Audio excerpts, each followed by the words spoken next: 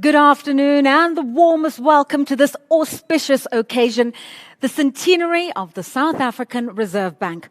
My name is Lerato Mbele and I'll be your program director for the next hour. Now, this is a remarkable milestone and it comes at a time, of course, when the world continues to grapple with the devastating impact of the COVID-19 pandemic. Today, we are living through an alarming third wave here in South Africa, and again, we're reminded of just how dire the situation is. We remember that, even in the midst of our celebrations. Let me extend a warm welcome to all our guests. We have over 1,600 people joining us for this virtual celebration. And I'd like to acknowledge also our former governors, Dr. Chris Stolz, Ms. Jill Marcus, and Governor number 8, and the current Minister of Finance in the Republic of South Africa, Tito Mboweni, who will address us shortly. I'd also like to welcome governors from across the continent and the globe, former ministers, members of parliament, members of the diplomatic corps, former deputy governors, current and former members of the bank's board of directors, our value stakeholders, and importantly, the staff of the South African Reserve Bank. As they say here in South Africa, all protocols observed. Now, this event is being carried live on a number of television channels and also on online platforms.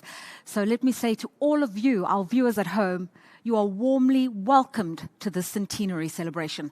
Our sign language interpreters are Thelma Kotza and Eugidia Jose. Before we ask the Finance Minister to address us, I think it's important for us to get a sense of the history of the South African Reserve Bank in its 100 years. Let's take a look. Since it was established in 1921, the South African Reserve Bank has been steeped in the contours that shaped the country's history. The bank steered through the introduction of a single currency, the devastating impact of the Great Depression, and the subsequent abandonment of the gold standard, World War II, institutionalized racial oppression and segregation, the introduction of the rand in 1961, the oil crisis of the 1970s, the dawn of a new democracy, the global financial crises, threats to its constitutional independence, and today, the COVID-19 pandemic, the worst virus outbreak since the 1918 Spanish flu.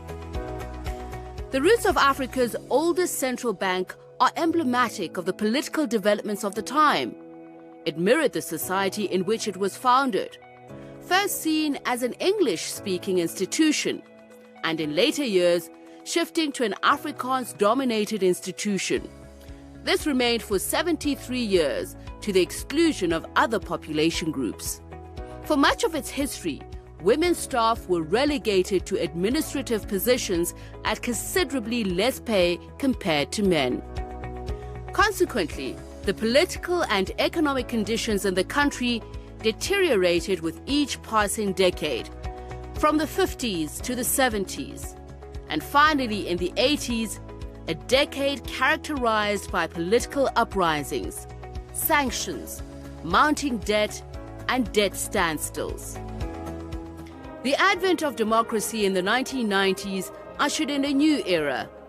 Continuity amidst the change was crucial for international investor confidence, with President Mandela asking Dr. Chris Stolz to continue as governor. In 1999, South Africa appointed its first black governor, Tito Mboweni, followed by Jill Marcus, and today, Leseja Kganyago. The transition years post-apartheid were particularly tough. The bank contended with South Africa's crippling debt, high inflation, extreme movements in the rand, and low investor confidence. Parliament became a strategic and powerful means towards the end of greater transparency and public accountability. These are the pillars which sustain the bank's independence in deploying monetary policy instruments and fulfilling its mandate without fear, favor, or prejudice. This year, the South African Reserve Bank also marks 25 years of central bank independence. The introduction of the Monetary Policy Committee in 1999 introduced further transparency and accountability about its policy decisions. It has weathered many economic storms with resilience and steadfastness. As it looks to the next 100 years, the bank will continue to fulfill its constitutional mandate of price stability in the interest of balanced and sustainable economic growth.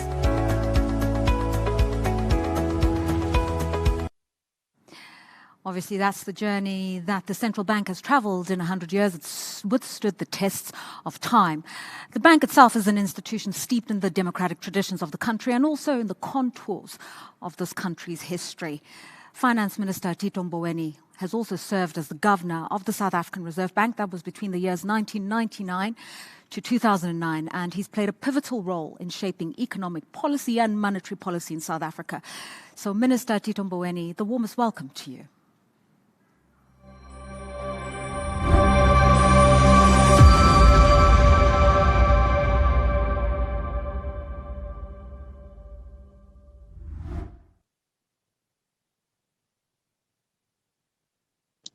Good afternoon. Thank you very much, Madam Program Director, Lerato Mbele. Thank you very much to the participation in these celebrations by the Managing Director of the International Monetary Fund, Kristalina Georgieva, the General Manager of the Bank for International Settlements, Mr. Augustin Carstens,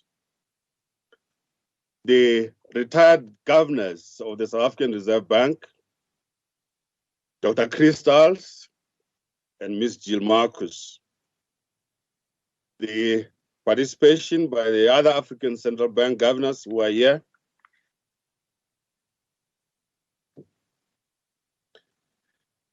from the onset, let me thank the current governor of the South African Reserve Bank, Mr. Lesetja Kganyago, the management and staff of the South African Reserve Bank, together with the board of directors, for organizing this 100th anniversary of the South African Reserve Bank. This bank has gone through many difficulties, from isolation to reintegration, and it has remained strong ever since.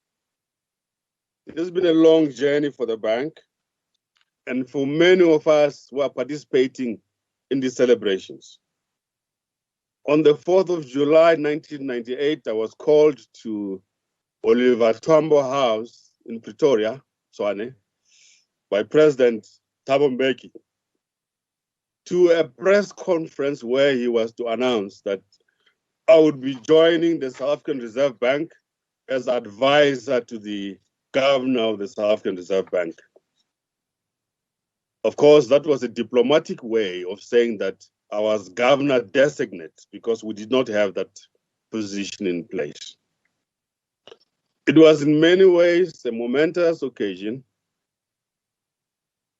Africa was indeed on a path of transformation and on a new path in South Africa, where we would integrate the old and the new and still move forward as one country.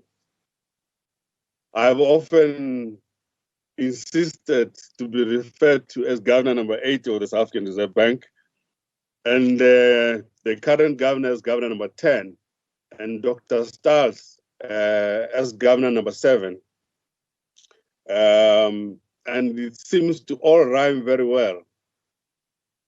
Now, at the time when I became advisor to the governor, there was an that because I had been a former cabinet minister, my association with the central bank then would mean that the era of cheap money had arrived. And I made it clear on the day when I was inaugurated as governor that such thoughts would be severely disappointed, that central bankers are not populists, and that if you meet a populist central banker anywhere, that is normally the beginning of trouble in that country. On the 9th of August, 1999, I assumed my role as governor of the South African Reserve Bank.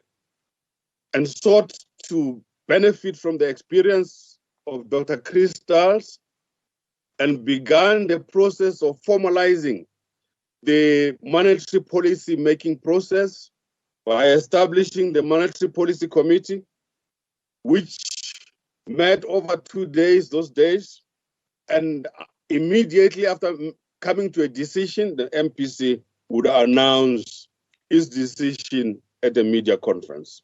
This system seemed to work for us for many years.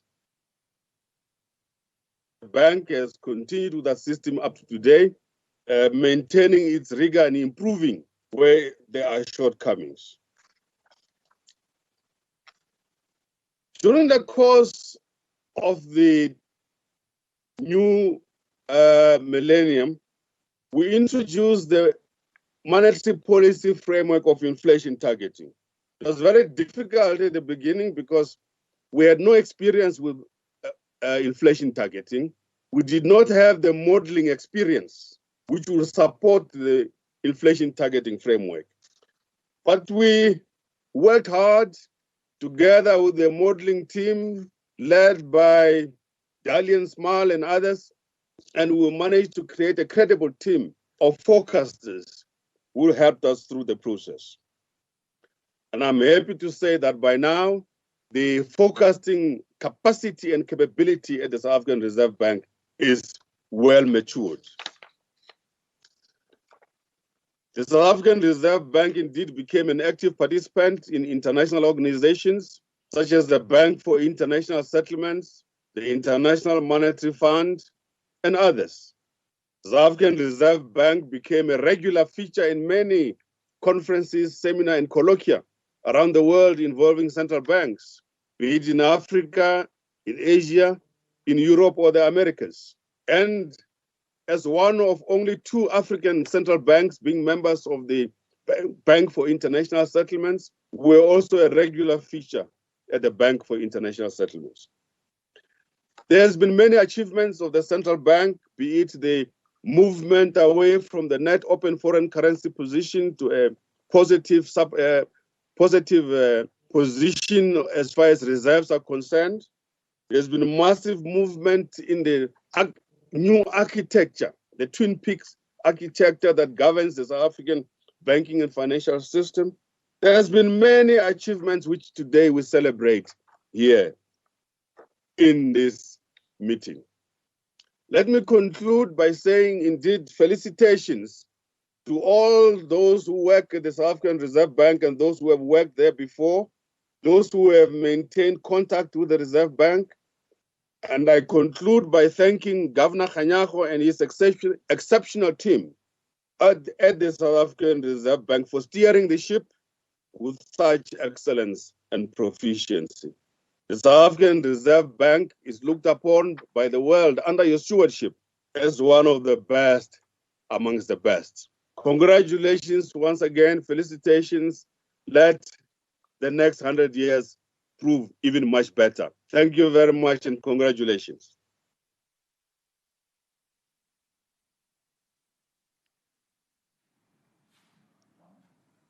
And thanks to you, Minister Tito Mboweni, South Africa's Minister of Finance.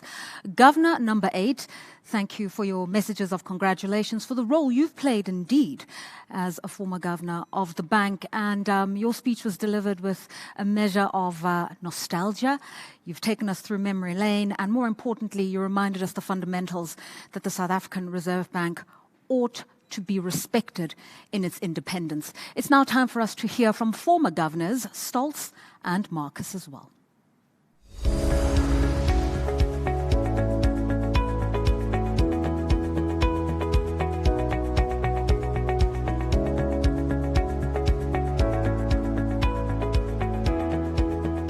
It was a great honor for me to be associated with the bank over a long period of 67 years, that is about 2/3 of the lifetime of the bank.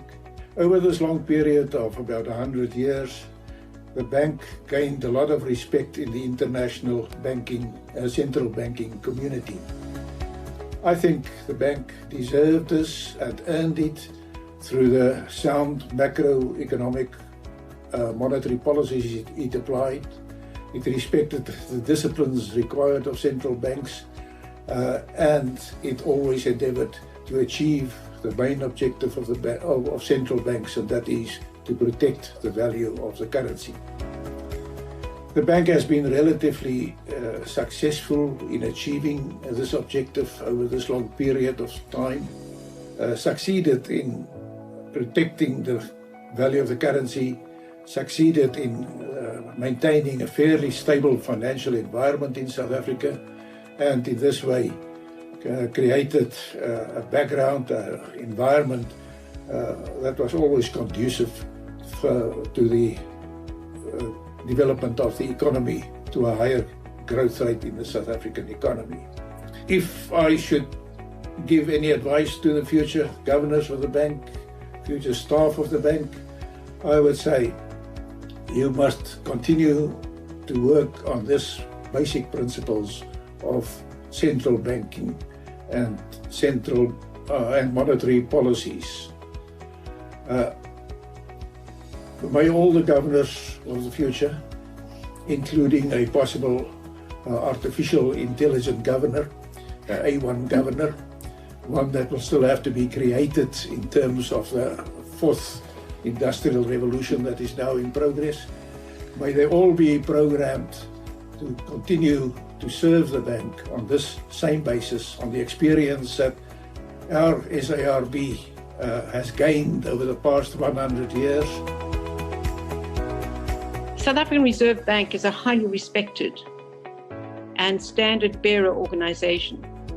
There are a number of features that are important as to why this is the case. First of all, it has developed an accountability to the South African public. It is accessible. It's looked at being inclusive across race, gender, class, as well as ensuring a meritocracy and a skill, both in the development of people and in the opportunities presented to those who interact with the bank, both as employees, as well as the regulated entities and the entire South African community. Because don't forget, a central bank touches the lives of every single person in our country. The bank provides robust thought leadership and critical thinking in these very challenging times. It acts independently from vested interests or political pressure, acting always in the best interests of all South Africans from all walks of life. Also, the South African Reserve Bank plays a critical role, an important role, and an active role in many global forums where the Sarb is frequently the only central bank from the African continent. You can think of the BIS, the IMF, World Bank, G20, the Financial Stability Committee, to name but a few, as well as the very important leadership role, participatory role in the development and establishment and strengthening of all of us in the SADC region as well as on the African continent. It has been a particular pleasure and a privilege to have been able to serve the people of South Africa through my role over 10 years, both as Deputy Governor and as Governor. I have every confidence that the Sarb will continue this proud tradition of excellence and integrity in a future that will demand even more of us, more of its leadership, more of its entire staff, more of all the work that we do together. Congratulations on reaching 100 years. Celebrate with pride, but also with humility, recognizing that the Sarb stands tall, highly respected as a central bank, and a team of professionals in all areas of work that you are responsible for. I wish you every success in the next 100 years. And of course, the resonating theme from the two former governors, Stolz and Marcus, is that the work that's being done by the South African Reserve Bank over the last 100 years is to establish respect and credibility in the rest of the world. And on the international front, South Africa continues to play a meaningful and leading role. Just earlier this year, Governor Kganyago concluded his 3-year term as chair of the International Monetary and Financial Committee. It's now time for us to hear from the Managing Director of the International Monetary Fund, Ms. Kristalina Georgieva, followed by the General Manager of the Bank of International Settlements, Mr. Augustine Carstens. To Governor Lesetja Kganyago and all staff of the South African Reserve Bank, I would like to extend my warmest congratulations. The centenary of the South African Reserve Bank is a tremendous milestone. Yours is the oldest central bank in Africa, and you have made your country proud. You serve the nation extremely well, and you are highly regarded globally as an independent and well-governed central bank. Of course, Governor Kganyago and I worked very closely when he was chair of the International Monetary and Financial Committee. I want to take a moment to thank you, dear Lesetja, for your leadership and excellent contributions to the work of the IMF for the benefit of all our members. Over the past 100 years, the Reserve Bank has made tremendous achievements on monetary and financial sector policies. Today, I want to recognize three of them. First, the pursuit of the bank's core mandate, price stability.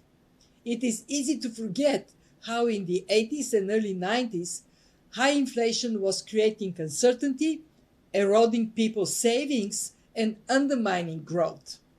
Since the Reserve Bank introduced inflation targeting some 20 years ago, inflation has steadily declined and become less volatile. Low and stable inflation has increased citizens' purchasing power and instilled confidence for consumers and investors. And it has been particularly beneficial for the most vulnerable South Africans, those with lowest incomes who can ill afford escalating prices. Keeping inflation under control has also helped to reduce interest rates and the cost of borrowing. As the economy was tested like never before during the COVID-19 pandemic, low inflation gave Reserve Bank space to reduce the policy interest rates and to lend support to the economy. The bank's second major achievement has been to boost financial resilience through effective regulation and supervision. In the era of digitalization, the Reserve Bank has embraced innovation. Your approach to fintech regulation, showing that institutions can efficiently work together, earned the Reserve Bank the 2020 FinTech Policy of the Year award. Third, the Reserve Bank has been a role model of independence, professionalism, integrity within South Africa, across the continent, and beyond. Strong institutions are the foundation of sustainable and inclusive economic growth, something we are all striving for as we look beyond the pandemic. As you embark on your next century, I'm confident the South African Reserve Bank will continue to excel. South Africans will benefit from your policies, and others in the region and around the world will benefit from the power of your example. Congratulations. It is my pleasure to congratulate the South African Reserve Bank for its 100th anniversary. This is a major landmark for a central bank of an emerging market economy. In particular, I want to say congratulations to the Governor, Lesetja Kganyago, and all the staff of the bank. It is worth noting that 50 years ago, the South African Reserve Bank became the first emerging market central bank that became member of the BIS, and it was only the fifth non-advanced economy, a non-European central bank to join the BIS. Therefore, the relationship between the South African Reserve Bank and the BIS is long-standing. The participation of the governor and senior staff has been constant and quite remarkable. Today, Lesetja chairs one of our standing committees, and 2 other standing committees are chaired by senior deputy governors of the Reserve Bank of South Africa. So that means a great participation and great contribution of the Reserve Bank to a work that is undertaken here at the BIS. I can also say, coming myself from emerging market economy, that the Reserve Bank of South Africa has made tremendous achievements and have really exemplified how an institutional development in an emerging market central bank should go. Challenges are still there, but achievements have been great. Therefore, I hope that this success will continue for many more years to come. Also, another dimension where we have been interacting recently is the BIS wants to reach out more in sub-Saharan Africa. And here the Reserve Bank of South Africa contribution and advice have been of the essence. So, very happy to have the opportunity to give you this message. I wish you all the best and very prosperous another 100 years. And indeed, those messages are well appreciated. It's not just in world finance beyond our shores, but it's also on the African continent that the South African Reserve Bank plays a particularly important role in strengthening regional cooperation. I'd now like to acknowledge congratulatory messages from the central banks of Botswana, the Democratic Republic of Congo, Eswatini, Kenya, Tanzania, the Seychelles, and Zimbabwe. And now let's take a look at the messages that have come through from Lesotho and Mozambique. On behalf of the Central Bank of Lesotho, I wish to congratulate the South African Reserve Bank on its 100th anniversary. This is a historic milestone in the region and in Africa as a whole. In the 100 years that the South African Reserve Bank has existed, it has been a solid pillar for the South African economy and continues to play a leading role in the region in various ways. It has been and continues to be a mainstay for many economies in the SADC region. It has built a pool of intellectuals and professionals from which all central banks in Africa tap from time to time. Sarb has truly set the benchmark for what central banking is about and stands for. I'm therefore pleased to express on behalf of the Central Bank of Lesotho and on my behalf our profound sense of privilege and honor to have worked closely with an organization embodying such stature, legacy, and has such stellar contribution to its economy. We remain a proud partner of this strong yet warm and cordial giant and wish it well as it celebrates this momentous milestone.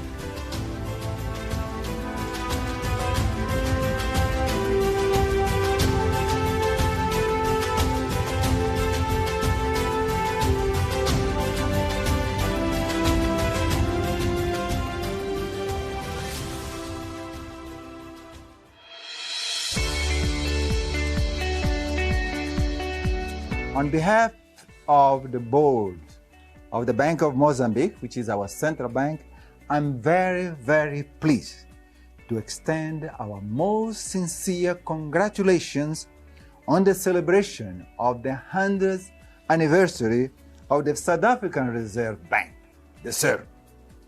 The South African Reserve Bank long-term experience and expertise in monetary policy formulation gained over this century has turned it into an important reference for central banks in our region and around the world by setting good examples on conducting a sound and modern monetary policy framework.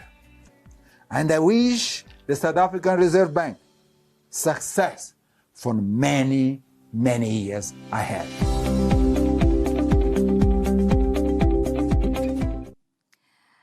To the people of Lesotho, the Sarb would like to say Rea leboha, and to those of Mozambique, obrigado. Now, the central bank is solely responsible for printing and minting banknotes and coins here in South Africa. Just in 2018, we celebrated the life of former President Nelson Mandela with a commemorative circulation banknote series. A year later, we celebrated 25 years of democracy with a coin series designed by young artists. Let's take a look. In July 2018, the South African Reserve Bank launched a series of commemorative banknotes in celebration of the centenary of the birth of South Africa's first democratically elected president, Nelson Mandela. The rich history of the life of Nelson Mandela, fondly known as Madiba, meant that the bank had to use a full range of denominations, as well as a 5 Rand circulation coin to depict it all. The 10 Rand banknote commemorates Madiba's birthplace of Mvezo in the Eastern Cape, while the 20 Rand banknote features Mandela's Soweto home, where he defined his political life. The 50 Rand banknote depicts the site where Madiba was captured near Howick in KwaZulu-Natal in 1962. The 100 Rand banknote reflects on Mandela's 27-year imprisonment, most of it on Robben Island, while the inspiration for the 200 Rand banknote comes from the moment Madiba greeted the nation for the first time as president. The commemorative 5 Rand circulation coin features a portrait of Madiba. 2021 marks the centenary of the South African Reserve Bank. Together with our subsidiaries, we have produced commemorative circulation coins and notes to celebrate special occasions and honor individuals of national importance. In 2019, we celebrated the 25th anniversary of South Africa's constitutional democracy. We set out to reinvigorate national pride with a commemorative circulation coin collection created for the people, by the people. The SA25 commemorative coin range was conceived in collaboration with Born Frees, those born into a post-1994 South Africa. Their insights into the meaning of democracy, strongly associated with many of the rights and freedoms enshrined in the Bill of Rights. The result, 6 circulation coins depicting rights drawn from the South African Bill of Rights were designed. And this is what the 5 commissioned artists had to say. I'm definitely happy with how these coins look like. I'm very proud, and even the die cutters, well done to them as well, because it's not my job alone. Like, there are other people who work on this, and I think everybody did a good job. I feel like I'm a part of South African history. I feel like my soul is going to go into every single coin, and I'll live forever. So like I said, it's quite mind-blowing to see sort of your own design transferred onto the coin, so I'm definitely happy. I do believe that making public art in this kind of sense is very important. I'm very pleased with the finished product. I mean, like I said, it's so surreal to actually see it and know that that's my design on a coin, and there's going to be millions of them made. The final 2 Rand coin was designed by Esther Quirk, who won the coin design competition. Public participation added a richness and color to our purposeful journey. I've often heard in pop culture young South Africans referring to these notes as randellas, and I think a sign that young people do care and do watch what the South African Reserve Bank is doing. Now, whilst the Sarb has always played a role in ensuring financial stability, this role was formally given to the Sarb only in 2018. The bank's response to COVID-19 has contributed to maintaining financial stability during one of the most difficult social and economic periods in our history. Now, here is a message from the chair of the Banking Association of South Africa, Richard Wainwright. The critical role that the Reserve Bank has played in maintaining the stability of our financial system can't be overstated. In the past century, it has seen us through many a crisis. Actually, I was fascinated to learn recently that the Sarb was born of a crisis, soon after the First World War, when variances in the gold price in London and South Africa created havoc for commercial banks. And then, of course, there are the times we're living through right now. Were it not for the Sarb's extensive efforts to contain the monetary impact of the pandemic, we might now be facing not only a public health and economic crisis, but a financial one too. The fact that we are not is thanks to the role that the Sarb has played in ensuring a stable monetary and financial system, which in turn has ensured that South Africa enjoys a stable, strong and effective banking system. Amidst all of this turbulence, the Sarb has fiercely maintained its independence, which is so important to ongoing financial stability. In recent years, it was unfortunately compelled to resist intense political pressure, but it stood its ground at a time when many other institutions didn't. For that, we must commend the governor and his team. None of us knows what challenges the next 100 years will bring. It's hard enough these days to see more than a few weeks ahead. But as we strive to build a better future for our nation and all of its people, it's heartening to know that we do so from a sound financial footing. And that is due in no small part to the committed service of the centenarian whose birthday we celebrate today. I wish you all well for the next 100 years. Theoretically known as the lender of last resort, always playing a good role in collaboration and partnership with the private sector there. And now for the governor of our times, I'd like to invite Lesetja Kganyago, the governor of the South African Reserve Bank, to address us.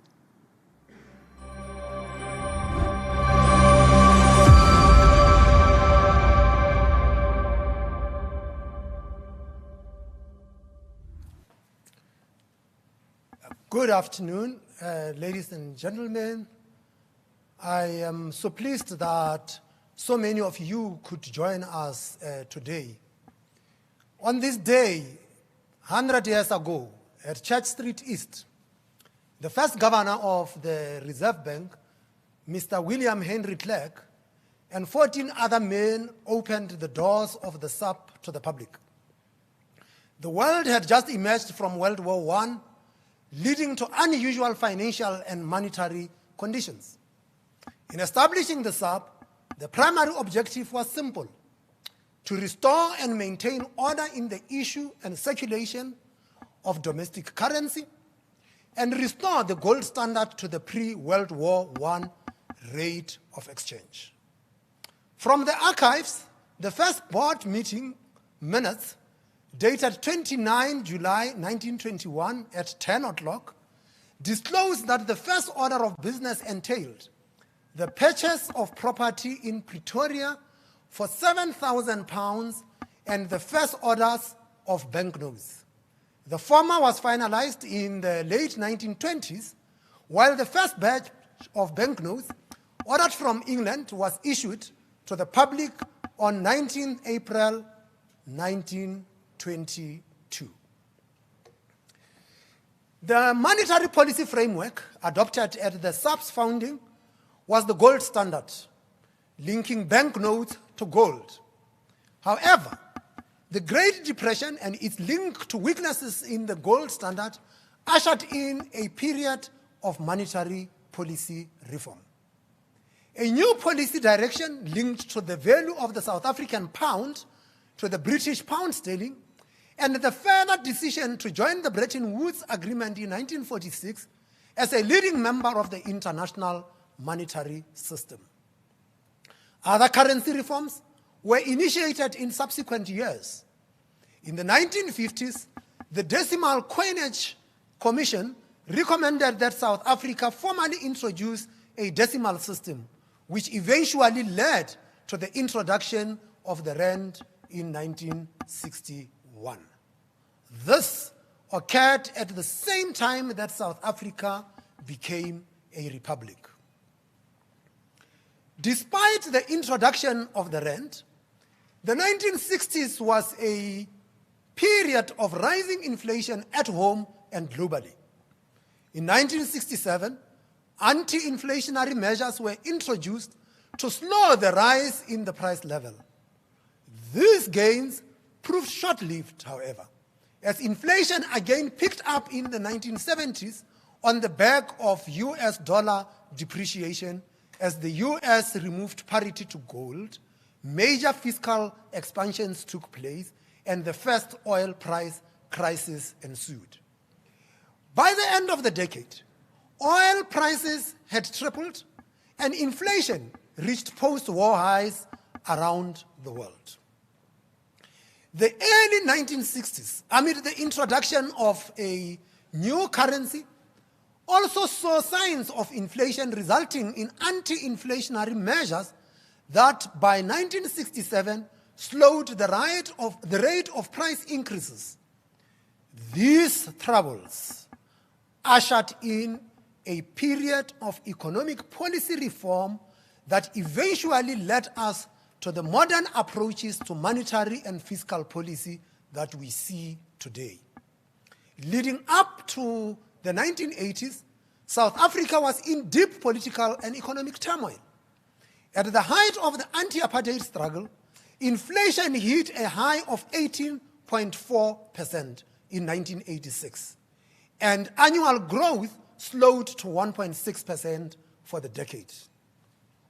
Significant capital outflows resulting from the debt default and economic sanctions saw another policy reform: exchange controls. The Sarb also adopted a broadly defined money supply growth target framework.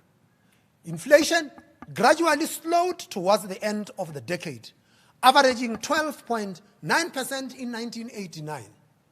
The Sarb Act of 1944 was replaced by the South African Reserve Bank Act number 90 of 1989, which contained the revised primary objective wording of monetary stability and balanced growth. The 1990s ushered in a renewed spirit amongst South Africans with the advent of democracy. Continuity amidst the change was crucial for the smooth transition to democracy and gaining international investor confidence. This led to President Mandela asking Dr. Chris Stals, the seventh governor, to continue serving as governor of the South African Reserve Bank. A critical pillar to this was ensuring that the Sarb as an institution was stable by retaining institutional memory and the requisite skills, while at the same time preparing to transform the organization.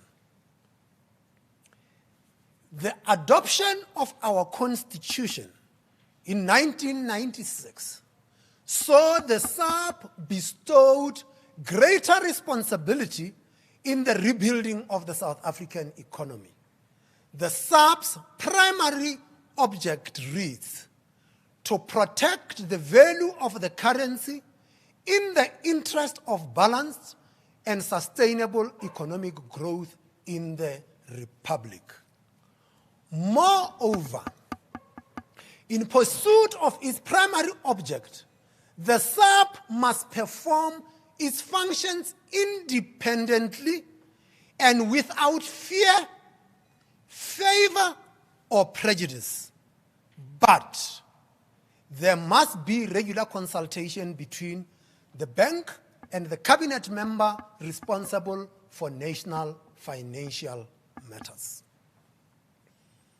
Central bank independence emerged as an effective way of ensuring that monetary policy focused on the key objective of keeping prices stable. To ensure that the Sarb could pursue that objective independently and effectively, the late 1990s was marked by further inquiry into monetary policy frameworks. The early 2000s saw our biggest policy shift, the adoption of the inflation targeting framework. At the same time, South Africa was the 13th country to introduce the inflation targeting policy framework.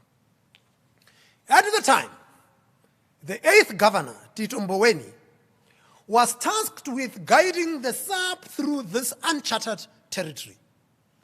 Our inflation target, set by the Minister of Finance in consultation with the Sarb, is between 3 and 6%. The adoption of inflation targeting saw a radical change in the way in which the Sarb communicated with the public, focusing on transparency through communication and ensuring that independence and accountability worked hand in hand. The flexibility of the inflation targeting framework and its anchoring of public expectations about inflation assisted the country to weather the global financial crisis in 2008 and 2009. With the critical role of financial institutions in that crisis brought to the fore, the ninth governor, Governor Jill Marcus, helped expand the SARB's mandate to explicitly include financial stability. In doing so, a Financial Stability Committee was formed and resources expanded for its work. The early 2010s also saw Cabinet approve the move towards the Twin Peaks model. The Financial Sector Regulations Act was signed into law on the 21st of August 2017, paving the way for the formation of the Prudential Authority. In April 2018, the Prudential Authority was officially launched, amalgamating the SARB's Banking Supervision Department, the Insurance Division of the Financial Services Board, and the supervisory team of the Cooperative Banks Development Agency. The South African Reserve Bank was born at a time when the world was exiting the devastating impact of the 1918 Spanish flu pandemic. As we approached our centenary year, the world began grappling with the great flu pandemic of our time, the COVID-19 pandemic. As COVID-19 cases began to rise, South Africa, like many other countries, mandated forceful containment measures to abate the human cost associated with the virus. While these measures minimized the impact on human lives, they came at a great cost to the economy. South Africa's real gross domestic product contracted by a substantial 7% in 2020.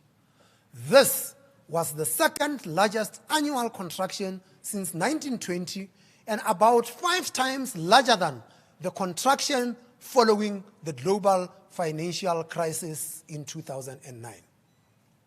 Unemployment recorded its highest level since Statistics South Africa began measuring unemployment. Both producer and consumer inflation recorded historic annual average lows of 2.5% and 3.3% respectively for 2020.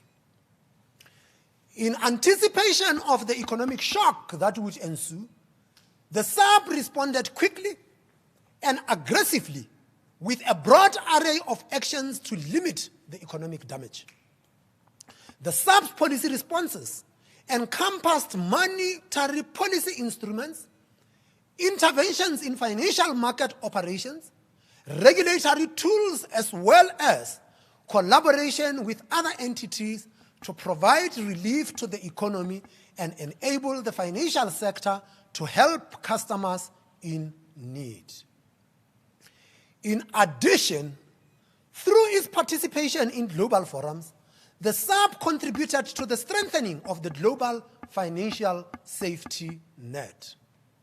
South Africa entered the COVID-19 crisis with stable and low inflation rates and moderate inflation expectations, giving the SARB significant policy space to provide support to households and firms, primarily through the reduction of the repurchase rate, the repo.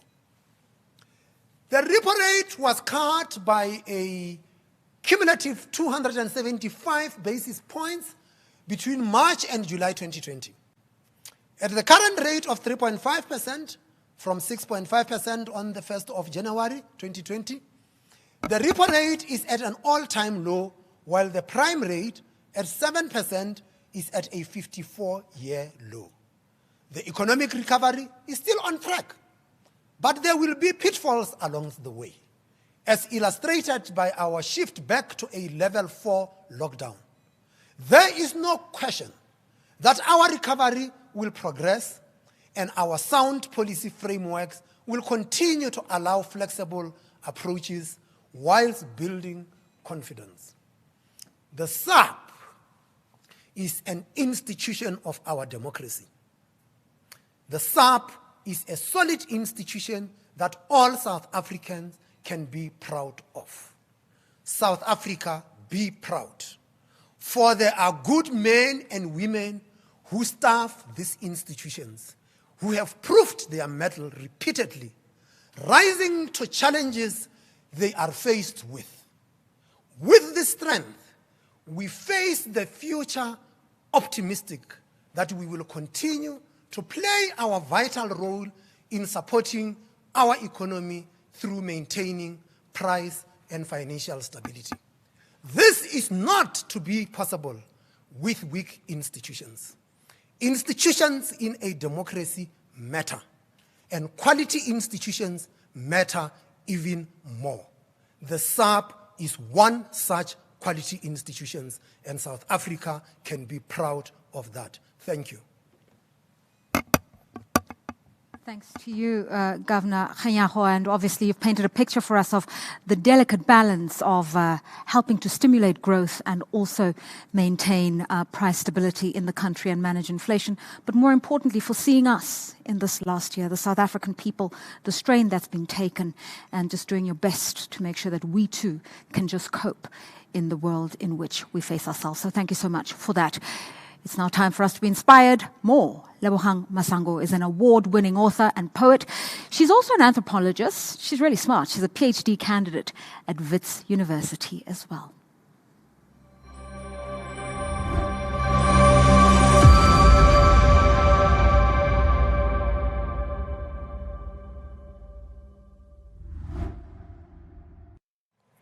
A purposeful journey. The diminishing darkness of dawn dances about our feet. We who wake the sun for the new day.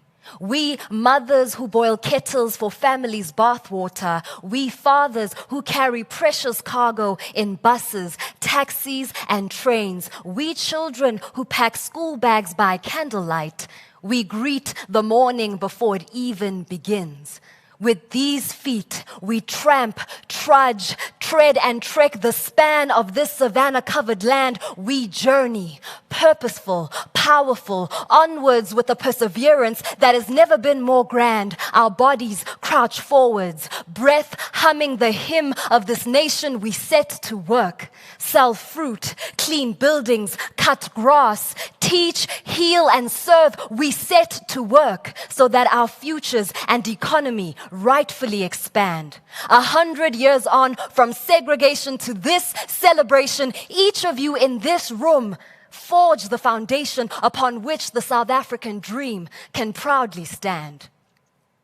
Out of the fire and brimstone of a hellish history, when South Africa dared to think it could achieve self-definition while denying millions of their humanity, when this bank dealt in gender inequality, barring women from senior positions and higher salaries, fulfilling the mandate of the few at the expense of so many.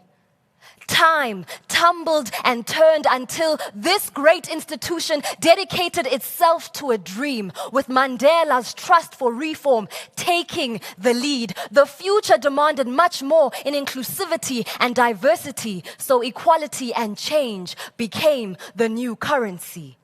The year was 1994. You danced us out of the darkness and into a democratic dawn as memorialized in Lady Scully and Neo Mahlangu's collectible coins. We greeted the morning in trains, taxis, buses, by foot. Banknotes and coins passed from hand to hand. On our journey to the voting polls, we exchanged our rands. We touched, laughed, and cried as we waited and weaved threads of a dream. We were hope, determination, resilience, and relief, banking on our human rights and Constitution's creed. Denied in this institution for 73 years, too many. Its doors now open to all on Helen Joseph Street. Come in and hear these great names echo through the corridors of history.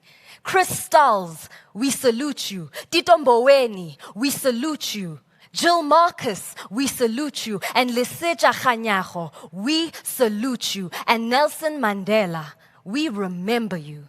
Because we reached for the rainbow, reached for the sky on this journey, with gold gilded beneath our feet, the sun golden on our land, our hearts strong as diamonds. To the next 100 years, we journey hand in hand. You, me, we, the people, through power, through purpose, through change, through freedom. America has Amanda Gounden. We have Lebohang Masango, and so many young, talented, inspirational South Africans doing remarkable things.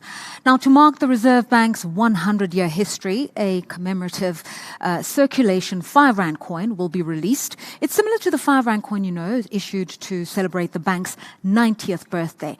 Now, this coin depicts significant moments in the bank's history, from the iconic tikkie, and it includes a coin from the future, the new 10-cent coin, which will be released soon. Now, this brings today's proceedings to a close. On behalf of the Governor, I'd like to say thank you all for joining us. But just before we sign off, I'd like to invite Lebohang to join me here a little bit.